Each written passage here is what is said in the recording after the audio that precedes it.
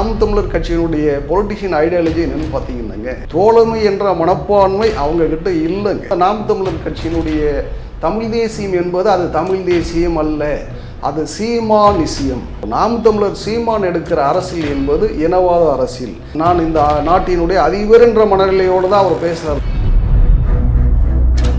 வன்மத்தை தொடர்ந்து சீமான் பொலிடாரன்னு பார்த்தீங்கன்னா தமிழ்நாட்டில் இருக்கிற தெலுங்கு மக்கள் மீது தான். எங்களுடைய தெலுங்கு மக்கள் மீது அவர் விமர்சன கருத்துக்களை அறவே தவிர்ப்பது தாங்க அவருடைய தமிழ் தேசியத்துக்கு கூட அது நல்லதாக இருக்கும். தமிழ்நாட்டுக்குள்ளே எங்களுக்கு இன்னொரு நாடு என்பது கேட்பதெல்லாம் அது காலத்தின் தேவை. தெலுங்குகள் மட்டுமே தன் உரிமையோ தனக்கான அரசியலை பேசும்போது இங்கே ஏன் மற்றவங்க ரொம்ப கூப்பாடு போட்டு கத்துறாங்கன்னு தெரியலிங்க. இங்கே மொழி சார்ந்த உரிமையே நாங்கள் பேசும்போது மற்றவங்களுக்கு ஏன் வலிக்குது?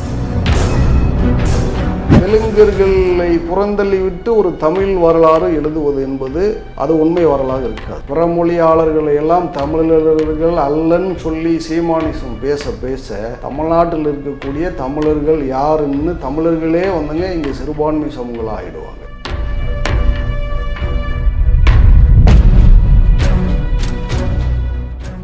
தமிழ் மின்ட் நேயர்கள் அனைவருக்கும் வணக்கம். இன்று நம்முடன் சிறப்பு விருந்தினராக இணைந்திருப்பவர் தெலுங்கு தேச கட்சியினுடைய ஒருங்கிணைப்பாளர் திரு முனே ஆறுமுக ஐயா அவர்கள். வணக்கம் ஐயா. வணக்கம். வணக்கம் ஐயா. பாரதிய ஐக்கிய பார்ட்டியோட கூட்டணி வச்சிருக்கீங்க தெலுங்கு தேச கட்சி. ஆமாங்க. சின்னம் அதுதான் ரொம்ப பிரதான பிரச்சனையாக இப்போ போய்கிட்டு இருக்கு. கரும்பு விவசாயி சின்னம். நாம் தமிழர் கட்சிகளை அவங்களுடைய கட்சியில அந்த சின்னத்தை வாங்குறதுக்கான இதை தவற விட்டதுனால அந்த சின்னம் இப்போ வந்திருக்குது. ஆனால் அதற்கப்புறமாக நடந்த ஒரு சில சம்பவங்களில் என்ன சொல்லியிருக்கீங்கன்னா, கூட்டணிக்கு வேணா நாம் தமிழரை வரலாம், நாங்கள் தாராளமாக சேர்த்துக்கிறோம் அப்படின்னு சொல்லி அழைப்பு விடுத்திருக்கீங்க. இது எந்த விதத்தில் நீங்கள் அவங்களுக்கு அழைப்பு விடுத்தீங்க? நாம் தமிழர்கிட்ட இருந்த கரும்புடன் கூடிய சின்னத்துக்கும் தெலுங்கு திராவிட தெலுங்கு தேச கட்சிக்கும் எந்த வகையான பின்னணியோ அது ஒன்றும் இல்லைங்க. இப்போது தேர்தல் கமிஷன் ஒரு சுதந்திர அமைப்பு. எங்களை பொறுத்த வரைக்கும் அந்த தேர்தல் அமைப்பு இந்த 2024 பாராளுமன்ற தேர்தலில் ஒவ்வொரு கட்சிக்கும் சின்னங்களை ஒதுக்கப்பட நேரங்களில் அப்போது நாம் தமிழர் கட்சி உரிய நேரத்தில் தேர்தல் ஆணையத்துக்கிட்ட மனு கொடுத்து அவங்க வாங்காதனுடைய விளைவு இன்றைக்கி அந்த சின்னம் பறி போயிடுச்சிங்க. இதுக்கு எத்தகைய ஆட்சியாளர்களுடைய பின்னணியோ பாஜகவோ இல்லை வேறு எந்த பின்னணியுமெல்லாம் இல்லைங்க. அவருக்கு தேவைப்பட்டது அவர்களால் உரிய நேரத்தில் கடைபிடிக்கிறதுனால தவற விட்டுட்டாங்க. ஒரு சின்னம் என்பது பார்த்திங்கன்னா அங்கீகரிக்கப்படாத சின்னம் யாருக்குமே அது நிலையானதல்ல, உரிமையானதும் அல்லைங்க. அதனால் பாரதிய ஐக்கிய மக்கள் கட்சி அந்த சின்னத்தை வாங்கி வந்தாங்க. இப்போ எங்களுக்கு என்ன நோக்கணும்னா, தமிழ்நாட்டுக்குள்ளே ஒன்றுபட்ட தெலுங்கு மக்களை ஒரு அரசியல் குடையின் கீழ் அணி திரட்டணும்னு சொல்லி எங்களுக்கு ஒரு பொலிட்டிஷியன் ஐடியாலஜி. அப்போ அதை ஒட்டி நாங்கள் முன்னெடுக்கும் போது இப்போ பாரதிய ஐக்கிய மக்கள் கட்சி என்பது வெகுஜன பொதுஜன மக்களுக்கான அரசியல் கட்சி. நாங்கள் அவர்களோட தேர்தல் கூட்டணி மட்டும்தான் அமைச்சிருக்குங்க தவிர அவங்க கொள்கை நோக்கம் என்பது வேறு, எங்கள் கொள்கை நோக்கம் என்பது வேறு. கொள்கையோடு ஒன்றுபடாத நபர்கள் கூட எப்படி கூட்டணி அமைக்கும்? இல்லை, நீங்கள் என்னன்னு பார்த்தீங்கன்னா, கடந்த காலத்தில் இந்திய அரசியல் வரலாறுகளிலோ தமிழ்நாட்டு அரசியல் வரலாறுகளோ நீங்கள் நிறைய பார்த்துருப்பீங்க. கொள்கை என்பது அவங்கவுங்க அரசியல் கட்சிக்கான ஒரு கொள்கை நிலைகளை வச்சுருப்பாங்க. தேர்தல் சமயங்களில் பார்த்திங்கன்னா சில கூட்டணி அமைப்பாங்க. அதுக்கு நீங்கள் பார்த்தீங்கன்னா கடந்த காலங்களில் காங்கிரஸுக்கு இன்றைக்கி திமுகவுக்கு வேறு வேறு பொலிட்டிஷியன் ஐடியாலஜி இருக்கும்.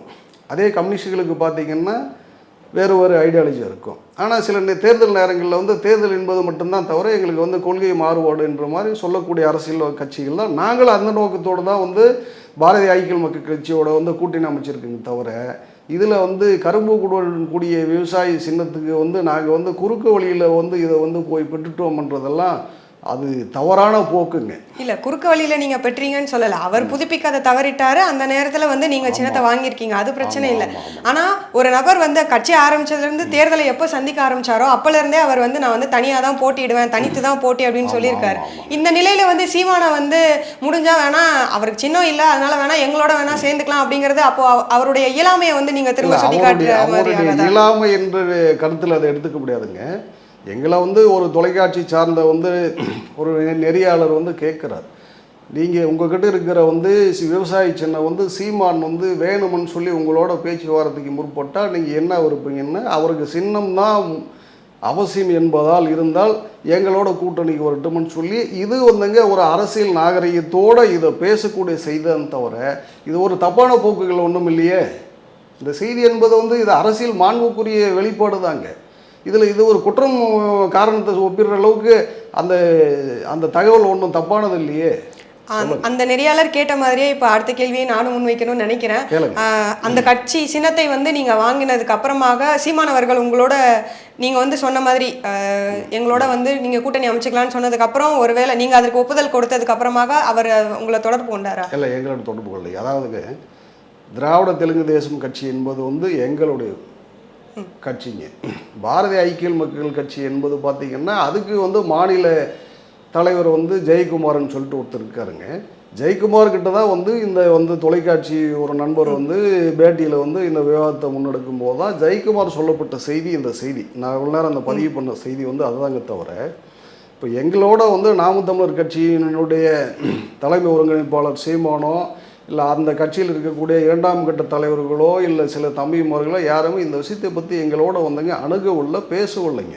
நீங்கள் நாம் தமிழர் கட்சியினுடைய பொலிட்டிஷியன் ஐடியாலஜி என்னென்னு பார்த்தீங்கன்னாங்க, தோழமை என்ற மனப்பான்மை அவங்கக்கிட்ட இல்லைங்க. அவங்கெல்லாம் முழுக்க என்ன நினைக்கிறாங்கன்னா வந்து ஒரு அதிபர் என்ற ஒரு மனநிலையோடு தான் வந்து அவர் பேசுகிற மேடைகளில் சில விஷயங்கள்லாம் பார்த்தீங்கன்னா அந்த நான் தான், அதாவது பார்த்தீங்கன்னா நான் இந்த நாட்டினுடைய அதிபர் என்ற மனநிலையோடு தான் அவர் பேசுகிறாரு தவறுங்க. ஆனால் எல்லா மக்களுக்குமான குரலை தானே அவர் கொடுக்குறாரு. அப்படிங்கிறப்போ நீங்கள் எதை வச்சு அதை சொல்கிறீங்க? இல்லை, நீங்கள் பார்த்தீங்கன்னா அதாவது நாம் தமிழருடைய அரசியலுடைய ஐடியாலஜி பார்த்தீங்கன்னா அது எல்லோருக்குமான அரசியல் என்பதை வந்து எங்களை பொறுத்த வரைக்கும் எடுத்துக்க முடியாதுங்க. எப்படின்னா அதாவது மதவாதம் என்பது மிக கொடியதுங்க. அதை விட சாதிவாதம் என்பது மிக கொடியது. நீங்கள் இனவாதம் என்பது அது மிகப்பெரிய பேராபத்துங்க ஜனநாயகத்துக்கு. அப்போது நாம் தமிழர் சீமான் எடுக்கிற அரசியல் என்பது இனவாத அரசியல். எத்தகைய இனவாத அரசியல்னு பார்த்தீங்கன்னா அதாவது தமிழ்நாட்டில் வந்துங்க தமிழ் தேசியத்தை முன்னெடுத்த தலைவர்கள் நிறைய பேர். ஐயா பெருஞ்சித்தனார் அவர்களுடைய தமிழ் தேசிய அரசியலை நீங்கள் ஒப்பிட்டீங்கன்னா தமிழ்நாட்டில் இருக்கக்கூடிய பிற மொழியாளர்கள், தமிழ்நாட்டில் மலையாளிகள், கன்னடர்கள், தெலுங்கர்கள் எல்லாம் இங்கே பூர்வ குடிகளாக வாழ்கிறாங்க இல்லைங்களா, அந்த மக்களை வந்து ஒருங்கிணைச்சி கருத்தியலால் முன்னெடுப்பது தமிழ் தேசியங்க. அதுக்கு பிறகு வந்து நெடுமாறன் ஐயா வந்து அந்த ஐடியாலஜியை தாங்க பின்பற்றாரு. ஆனால் இன்றைக்கி வந்து நாம் தமிழர் கட்சியினுடைய தமிழ் தேசியம் என்பது அது தமிழ் தேசியம் அல்ல, அது சீமானிசம் தாங்க தவிர தமிழ் தேசியம் இல்லை. எத்தகைய சீமானிசம்னு பார்த்தீங்கன்னா இப்போ வந்து ஒரு நாட்டில் வந்தங்க ஒரு மொழி சமூகங்கள் இருக்காங்கன்னா அந்த மொழி சமூகங்களை வந்து கருத்தால் வந்து அரவணைப்பது என்பது அரசியல் ஜனநாயகம், தப்பு இல்லைங்க. ஆனால் அவர் என்ன பண்ணுறாருன்னா இனவாத கிளர்ச்சியை தொடர்ந்து பேசுகிறார். மொழி ரீதியான பிரிவினைவாதத்தை உண்டு பண்ணுறாரு. இப்போ எப்படி பேசுகிறாருன்னாங்க, தமிழ்நாட்டுக்குள்ளே வந்து கிட்டத்தட்ட வந்துங்க ஆதிக்குடிகளாக வந்து சென்னை மாகாணத்துக்கு முதல் கட்டங்க ஆண்டுகளாகிலேருந்தே பல நூறு பல ஆயிரங்கள் ஆண்டுகளாக இங்கே வந்துங்க நாங்கள் வந்து தெலுங்கு மக்களாக இருக்கக்கூடியவர்கள் இங்கே வாழ்ந்துட்டு வரோங்க. ஆனால் நீங்கள் சீமான் வந்து பல பொது கூட்டங்களிலோ பல நிகழ்ச்சியிலோ வந்தேரி வடுகர்கள், இந்த வடுகர்கள் என்னன்னு நிறைய இளைய தலைமுறைகளுக்கு இது தெரியாதுங்க. வடுகர் என்பவர்கள் வந்துங்க தெலுங்கர்களுடைய மரபை சார்ந்தவர்களுங்க. அதனுடைய பொருள் தாங்க வடுகர்கள்னு சொல்லுவாங்க. வடுகர்கள்னால் தெலுங்கர்கள், வந்தேரி வடுகர்கள், வந்தேரி தெலுங்கர்கள். இப்படி வந்து தொடர்ச்சியாக வந்து ஒரு அரசியல் அமைப்புகளை முன்னெடுக்கிறவர் வந்து அரசியலால் விமர்சிப்பது ஜனநாயக மரபு. ஆனால் நீங்கள் வந்து ஒரு மொழி சார்ந்த மக்களை வந்து பிரிவினவாதத்தை உண்டு பண்ணுவது இது என்ன நியாயம்? சரி, அப்படியே வந்து அவர் வந்து மொழி குற்றச்சாட்டு இல்லை வந்து அந்த விமர்சனத்தை யாருக்கிட்ட தொடர்ந்து யார் மீது அந்த வன்மத்தை வந்து தொடர்ந்து சீமான் வந்து பொழிடாரன்னு பார்த்தீங்கன்னா தமிழ்நாட்டில் இருக்கிற தெலுங்கு மக்கள் மீது தான். தமிழ்நாட்டில் இருக்கிற பிற மொழி சமூகங்கள் இங்கே இருக்காங்க. இதே வந்து இஸ்லாமியர்கள் இருக்காங்க, மலையாளிகள் இருக்காங்க, பிற மொழியாளர்கள் இங்கே இருக்காங்க. அப்போ பிற மொழியாளர்கள் மேலாம் வந்துங்க என்றைக்கு சீமான் பேசுனது கிடையாதுங்க. ஆனால் பல பொதுக்கூட்ட நிகழ்ச்சியில் வந்து ஒரு மொழியை கொச்சைப்படுத்துவது எப்படின்னா ரொம்ப கமாண்ட்ஸ் பேசுறாருங்க, ராரா ஒஸ்தாவரா அப்படி இப்படின்னு சொல்லி பேசுகிறது. அதுக்கு உதாரணமாக கூட சொல்லலாங்க. இப்போது தேசிய முற்போக்கு திராவிட கழகத்தினுடைய தலைவர் கேப்டன் விஜயகாந்த் அவர்கள், அவர் வந்து ஒரு அரசியல் கட்சியை நிர்வகித்தார். இன்றைக்கி அவர் நம்மளெல்லாம் விட்டு மறைஞ்சிட்டாருங்க. அது வருத்தக்குரிய செய்தி. இருந்தாலும் இவர் என்ன ஒப்பிட்டு பார்க்குறாருன்னாங்க, இப்போ தேமுதிகவுக்கும் தெலுங்குக்கு சம்மந்தமே இல்லைங்க. தெலுங்குக்காக வந்து இது வரைக்கும் தேமுதிக எங்கேயுமே குரல் கொடுக்கல. ஆனால் அந்த நிறுவன தலைவர் வந்து விஜயகாந்தை வந்து இவர் என்ன ஒப்பிட்டு பேசுகிறாருன்னா, மிக மிக தரம் தாழ்ந்த ஒரு அரசியல் தலைவர் என்பவர்கள் யாராக இருந்தாலும் அந்த மாண்பு என்பது ஒன்று இருக்குல்லைங்க, அரசியல் மாண்பு. அந்த அரசியல் மாண்பை வந்து கடைப்பிடிக்கணுங்க. ஆனால் நீங்கள் சீமான் அப்படி கிடையாதுங்க. நீங்கள் வந்து பார்த்தீங்கன்னா ரொம்ப கீழ்த்தரமான விமர்சனம். இதே அவர் என்ன சொல்லியிருக்காருன்னா, இந்த விஜயகாந்தெல்லாம் என் கால் தூசுக்கு அவெல்லாம் ஒரு ஆளுன்னு சொல்லி பேசுனது ஒன்று. இன்னொன்றுங்க, நீங்கள் கடந்த காலத்தில் பார்த்தீங்கன்னா இந்த மாதிரி வந்து விவாத நிகழ்ச்சியில் கூட வந்து பேராசிரியர் அருணனை கூட வந்து நேருக்கு நிறைய நீ பைத்தியக்காரன்னு சொல்லி கேட்ட ஒரு சீமான், அவருக்கு நீ தான் ஏன் பைத்தியக்காரன்னு சொல்லி அருணன் வந்து எதிர்வினை ஆட்டினார். இப்படி வந்துங்க ஒரு உணர்ச்சிகளை வந்து ஏதாவது ஒரு வடிவத்தில் வந்து ரொம்ப வந்து வெளிப்படுத்துகிற சீமான் தாங்க. அதுக்கு தான் நாங்கள் என்ன பண்ணுறோங்கன்னா, சீமான் வந்து தூய தமிழ் தேசியம் அல்ல, அல்லது குறைந்தபட்சம் அடிப்படை தமிழ் தேசியம் கூட இல்லை. அது ஒரு வகையான சீமானிசம். நீங்கள் இனவாதத்தை எடுத்தீங்கன்னா மேலும் மேலும் இங்கே இருக்கிற வந்து புறமொழியாளர்களை வந்து வேறுபடுத்தி அவர்கள் மேல் வந்தங்க வன்மத்தை வந்து தொடர்ந்து வந்து பேசிட்டு வரும்போது, அப்போ இங்கே வந்தங்க சமூகங்கள் ஒன்றுபட முடியுமா? மீண்டும் மீண்டும் பிரிவினவாதத்தை தானே உண்டாக்க முடியும். அதை தான் தொடர்ந்து அவர் வந்து நாம் தமிழர் கட்சியினுடைய ஒருங்கிணைப்பாளர் வந்து சீமான் அவர்கள் வந்து தொடர்ந்து பேசுகிறாருங்க.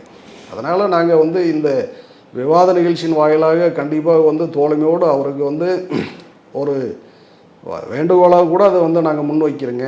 இனி வந்து எங்களுடைய தெலுங்கு மக்கள் மீது வந்து அவர் வந்து விமர்சன கருத்துக்களை வந்து அறவே தவிர்ப்பது தாங்க வந்து அவருடைய தமிழ் தேசியத்துக்கு கூட அது வந்து நல்லதாக இருக்கும். நீங்கள் அவர் சொல்லலாம், நாம் தமிழர் என்பது வந்து புறமொழி சமூகங்கள் கூட இங்கே வந்து இருக்காங்க, நாங்கள் வந்து இங்கே தமிழர்கள் மட்டுமில்லை பிறமொழியாளர்கள் கூட இருக்காங்கன்னு சொல்லலாம். அது வேறுங்க. பிறமொழியாளர்கள் இருக்கலாம். பிறமொழியாளர்கள் பார்த்தீங்கன்னா நீங்கள் அவர்களுக்கான அடிமைகளாக இருப்பாங்க. எப்படி எந்த வகையில் அடிமை?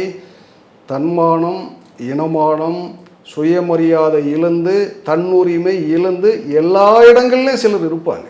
அதுக்கு பாட்டாளி மக்கள் கட்சியில் கூட பார்த்தீங்கன்னா சில தலித் சமூகத்தை சார்ந்தவங்க அங்கே கூட இருக்காங்க. அதை ஒப்பிட்டுலாம் பார்த்துட முடியாது இல்லைங்களா?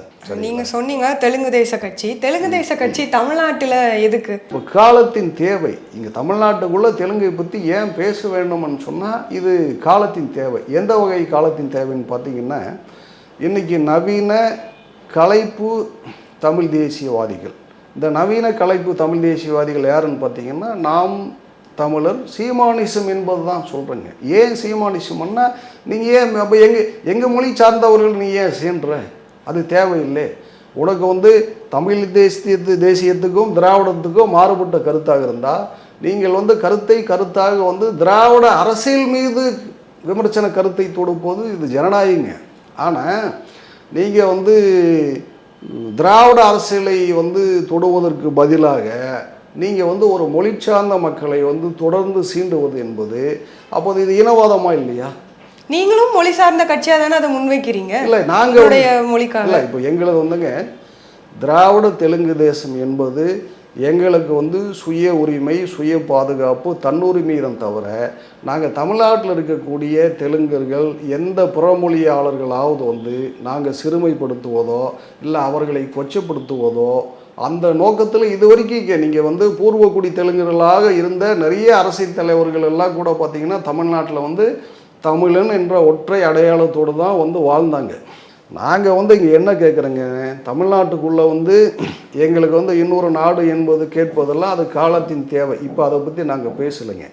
தமிழ்நாட்டுக்குள்ளே இருக்கக்கூடிய 40% மக்கள் இன்றைக்கி தெலுங்கு மக்கள் இருக்காங்க. எப்படி?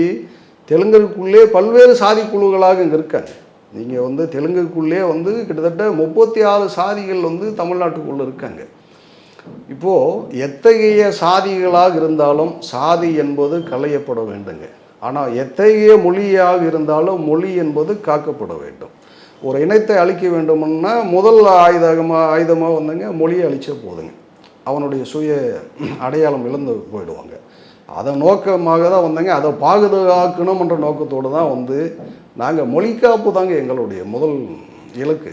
இதில் என்ன இருக்குது? தமிழ்நாடு இருந்தானே எந்த தேசம் இருந்தான்னா, இப்போது உலகத்தில் பல்வேறு நாடுகளில் வந்து தமிழர்களாக இருக்கக்கூடிய ஆட்கள், இப்போ சிங்கப்பூர், மலேசியா, பிற நாடுகளில் வந்து தமிழ் இல்லையா? இப்படி இந்த இந்த இந்த கேள்வியை வந்து நாங்கள் எதிராக கேட்குறோங்க. இப்போ மற்ற தேசத்தில் வந்து தமிழ் இருக்குதானே? மற்ற தேசங்கள்ல தமிழ் இருக்கு, அங்க யாரும் இல்லைன்னு ஒத்துக்கல. இப்போ நீங்க வந்து இங்க இருக்கவே கூடாது, நீங்க யாரும் அந்த செய்தியை முன்வைக்கல. இப்போ அதே மற்ற தேசத்தில் வந்து தமிழ் பள்ளிகள் இருக்குது, தமிழ் கல்லூரிகள் இருக்குது. இந்த மாதிரி அங்கே வந்து நிறுவனமாக செயல்படும் போது தான் அப்போ நாங்கள் என்ன கேட்குறோங்கன்னா, தமிழ்நாட்டில் இருக்கக்கூடிய ஆரம்ப பள்ளிகள், கல்வி நிறுவனங்கள் இதெல்லாம் தேவை என்பது தாங்க எங்களுடைய நோக்கம். தவிர இது பிரிவினைவாதம், நாங்கள் எடுக்கிற கொள்கை என்பது பிரிவினைவாதம் அல்ல. எப்படின்னா, நாங்கள் எந்த மொழி மக்கள் மீது வந்தாங்க நாங்கள் என்றைக்குமே வன்மத்தை பேசலையே, நாங்கள் பிரிவினைவாதத்தை முன்னெடுக்க. ஆனால் உள்ள இருக்கக்கூடிய நீங்கள் வந்து சாதாரணமாகவே இப்போ தெலுங்கு அப்படின்னு நீங்கள் பேசக்கூடிய மொழியை சார்ந்து நீங்கள் அது வந்து ஒரு அமைப்பாகவோ ஒரு கட்சியாகவோ ஒரு குழுவாகவோ செயல்படும் போது அப்போ அதை மற்ற மொழிகள் பேசுகிற நபர்களிருந்து உங்களை அது வந்து வேறுபடுத்தி காட்டதானே செய்யும். இல்லை, இது வேறுபடுத்துவதற்கெல்லாம் இல்லைங்க. எல்லாம் எல்லோருக்கான உரிமை, எல்லாம் எல்லாருக்கும் கிடைத்திட வேண்டும். இப்போது தமிழ்நாட்டுக்குள்ளே வந்து தெலுங்குகள் மட்டுமே தன் உரிமையோ தனக்கான அரசியலை பேசும்போது இங்கே ஏன் வந்து மற்றவங்க வந்து ரொம்ப கூப்பாடு போட்டு கத்துறாங்கன்னு தெரியலிங்க. இப்போது தமிழ்நாட்டுக்குள்ளே இஸ்லாமியர்களுக்கு தனி அரசியலமைப்பு இருக்கா இல்லையா? அரசியல் கட்சிகள் இருக்கா இல்லையா? இங்கே இஸ்லாமிய பள்ளிகள் வந்து உருது பள்ளிகள் தமிழ்நாட்டுக்குள்ளே இருக்குதா இல்லையா? தொடர்ந்து இருக்குதாங்க. அப்போது எங்கள் மொழி சார்ந்த உரிமையே நாங்கள் பேசும்போது மற்றவங்களுக்கு ஏன் வலிக்குது? நாங்கள் யார் மீது வந்தங்க, யார் மீது முதுகு மேலே உட்காந்துக்கிட்டு நாங்கள் சவாரி பண்ணணுன்றது எங்களுக்கு அந்த இலக்கெல்லாம் கிடையாது. தமிழ்நாட்டினுடைய வரலாறுகளை தெலுங்கர்களை புறந்தள்ளி விட்டு ஒரு தமிழ் வரலாறு எழுதுவது என்பது அது உண்மை வரலாறு இருக்காது. அதே மாதிரி வந்தங்க இலங்கையில் வந்து ஈழ போராட்ட வரலாறுகளை எடுத்துக்கினீங்கன்னா கூட கிட்டத்தட்ட வந்து பல 100 ஆண்டுகளாக தொடங்கி அன்றைக்கி வந்து வட்டுக்கோட்டை மாநாடு தந்தை செல்வாவுடைய தீர்மானத்தை தொடங்கி அதுக்கு பிறகு வந்து ஆயுத போராட்டத்தை முன்னெடுத்த தமிழீழ தேசிய தலைவர் பிரபாகரன் அவர்களுக்கு இங்கே தமிழ்நாட்டில் இருக்கிற தமிழர்களை விட தமிழ்நாட்டில் இருக்கக்கூடிய தெலுங்கர்கள் தான் வந்தங்க முதன்மையான அடைக்கலத்தை தந்தவர்கள், ஆதரவு தந்தவர்கள், போராட்டத்தை முன்னெடுத்தவர்கள். எப்படின்னு பார்த்தீங்கன்னா, விருதுநகரை சேர்ந்தவர் வந்து ஒருத்தர் எங்கள் நாயனை தான் வந்தங்க தமிழீழ தேசிய கொடியை வந்து வடிவமைச்சு கொடுத்தவர் மட்டும் இல்லைங்க. இன்றைக்கி ஆதாரத்தை சொல்லணும்னா நிறைய வந்து பிரபாகரன் அவரோடு வந்து சமகாலங்களில் வந்தங்க தமிழ் தேசிய கருத்துக்களை முன்னெடுக்கிறதுக்காக அவரோடு களமாடியவர். அவர் தெலுங்கர்கள், சரிங்களா? அதுக்கு பிறகு பெரியார் திராவிட கழகமாக என்ற இருக்கக்கூடிய வந்து கோவை ராமகிருஷ்ணன் அவர் வந்தங்க பிறப்பால் வந்து தெலுங்கு மொழியை சார்ந்தவர். இவங்கெல்லாம் வந்து சாதிக்கு அப்பாற்பட்ட தமிழன் என்ற ஒற்றை அடையாளத்தோடு இன்றைக்கி களமாடுகின்றவர்களுங்க. இன்றைக்கி வைகோவை விட வந்து தமிழ் எழுத்துக்கு செய்தவர்களுங்க யார்? அப்போ வைகோ வந்து தமிழனுக்கு துரோகம் பண்ணிட்டாரா? இப்போ வைகோ வந்து பிறப்பால் தெலுங்கர் இல்லையா? அப்போ ஏன் எங்கள் மேலே வந்து வன்மத்தை தொடுக்குறீங்க? அப்போது இப்போ வந்துங்க சீமானிசத்தால் இன்றைக்கி பேசப்படுகின்ற அரசியல் எப்படி? ராஜீவ்காந்தி கொலை குற்ற சம்பவங்களில் 7 தூக்கு தண்டனை கைதினிகளாக இருந்து இன்றைக்கி எல்லாம் விடுவிக்கப்பட்டாங்க. அந்த 7 பார்த்திங்கன்னா 2 பேர் வந்தங்க தெலுங்கர்கள். இப்படியெல்லாம் வந்தங்க இருக்கிறவங்க தமிழ்நாட்டில் வந்து நாங்கள் வந்து தமிழுக்கோ தமிழ் தேசியத்துக்கோ இங்குள்ள தமிழர்களுக்கு நாங்கள் வந்து மாறானவர்களும் அல்ல, எதிரிகளும் அல்ல. ஆனால் இன்றைக்கு வந்து புதிய கலைப்பு தமிழ் தேசிய வடிவத்திலே நாம் தமிழர் கட்சி இன்றைக்கு வடிவம் எடுத்து இன்றைக்கு எங்கள் தெலுங்கு மொழி மக்கள் மீது வந்து தொடர்ந்து வந்து வன்மத்தை பொழிகிறாங்க. அதுக்காக வந்துங்க எதிர்வினை ஆற்ற வேண்டும் என்பது மட்டும் எங்களுடைய நோக்கம் அல்ல. எங்களுக்கான அரசியலை நாங்கள் பேசுகின்றோம். இதுதாங்க எங்களுடைய நோக்கம். நீங்கள் சொன்னீங்க பிறப்பால அவர்கள் வந்து தெலுங்கர்கள், நீங்கள் இப்போ எடுத்துக்காட்டில் நிறைய குறிப்பிட்டீங்க பிறப்பால தெலுங்கர்கள், ஆனால் அவர்களை வந்து அவர்கள் தமிழனாக முன்னிறுத்துறாங்க அப்படின்னு சொல்லிட்டு. ஆமாங்க.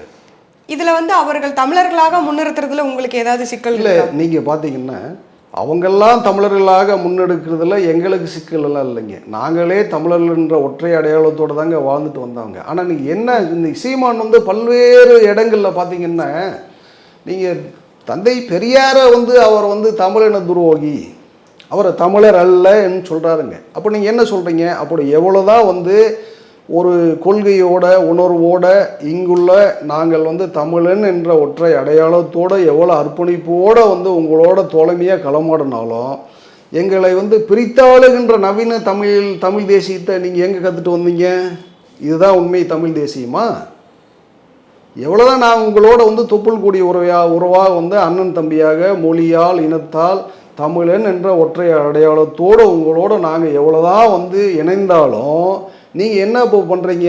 புதிய வடிவத்தில் நீங்களெல்லாம் தமிழர்கள் அல்ல, நீங்கள் வந்தேரிகள். இப்போ யார் பிரித்தாள்வது? பிரித்தாளுகின்ற போக்கு யாரிடத்துலேருந்து இப்போ வருதுங்க? சரி, எனக்கு அதில் ஒன்றும் மாற்று போகிறது கருத்தே இல்லைங்க. நீ என்ன வந்து தெலுங்குன்னு சொல்லும்போது நான் தெலுங்குன்னு தான், நான் தெளிந்த தெலுங்கன். இப்போ நீங்க உங்களை வந்து தமிழனாக முன்னிறுத்துவீங்களா இல்லை ஒரு தெலுங்கராக முன்னிறுத்துவீங்களா? நான் வந்து இங்கே வந்து நான் பிறப்பால் ஒரு தெலுங்கன், இங்கே வாழ்வியால் இந்த தேசத்திலே நான் வந்து இருக்கிறதுனால நான் படித்தது வாழ்வதில்னு தமிழன் என்ற ஒற்றை அடையாளத்தோடு இங்கே நாங்கள் வாழ்ந்துட்டு வரோங்க. அரசியல் அதிகாரம் பெறாமல் எதையும் பெற முடியாது. இது பொதுவான ஒரு ஒரு ஒரு இலக்குங்க.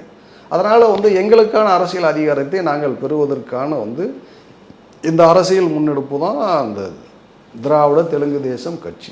இந்த தெலுங்கு தேச கட்சி எப்போலேருந்து கட்சியாக செயல்பட்டு? அதாவதுங்க, தமிழ்நாட்டில் இருக்கக்கூடிய ஒன்றுபட்ட தெலுங்கர்களுக்கான ஒரு தனி அரசியலை முன்னெடுக்கணும்னு சொல்லிட்டு எனக்கு கிட்டத்தட்ட ஒரு 4-5 ஆண்டுகளுக்கான ஒரு உந்துதல் திட்டமாக இருந்தது.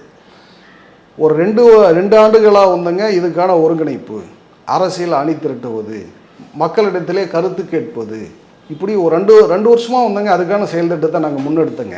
இப்போது கடந்த ஆண்டு 2023 16 மார்ச்சில் வந்து இந்த எங்கள் மொழிக்காக வந்து தன்னுயிரை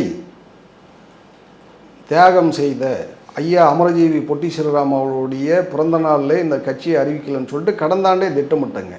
அதுக்கான ஒருங்கிணைப்பில் காலதாமதம் ஒரு பின்னடைவு ஏற்பட்டதுனால செய்ய முடியல.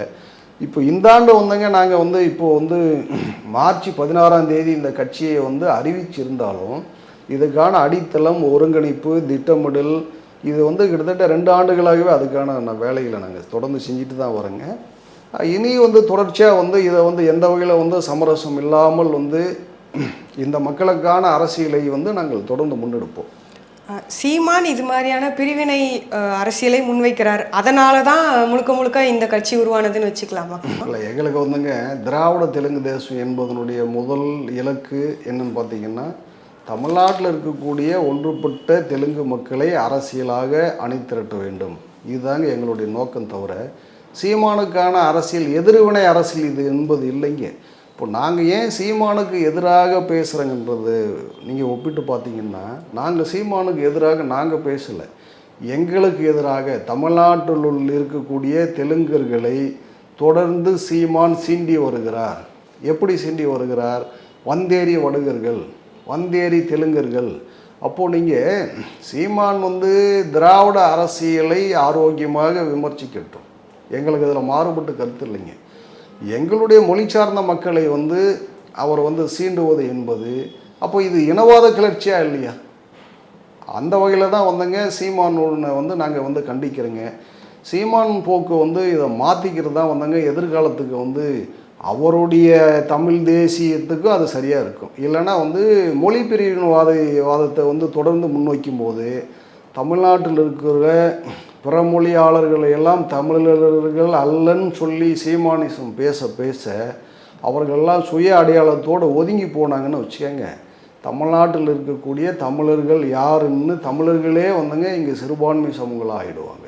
இதுதான் உண்மைங்க. அதுக்கு தான் நாங்கள் என்னென்னு கேட்குறோங்கன்னா, தமிழ்நாடு அரசையும் இந்திய அரசையும் வந்து நீங்கள் சாதி ரீதியான கணக்கெடுப்பு நடத்துங்க. சாதி ரீதியான கணக்கெடுப்பை நடத்தினால்தான் வந்துங்க நீங்கள் மொழி சார்ந்த மக்கள் யார் எவ்வளோ இருக்காங்க அப்படின்றத அடையாளப்படுத்திக்க முடியும். அதனால் வந்து அதை நாங்கள் வரவேற்கிறோங்க. உங்களுடைய நேரத்தை ஒதுக்கி எங்களுக்காக செலவிட்டமைக்கு ரொம்ப நன்றிங்க. ரொம்ப நன்றிங்க.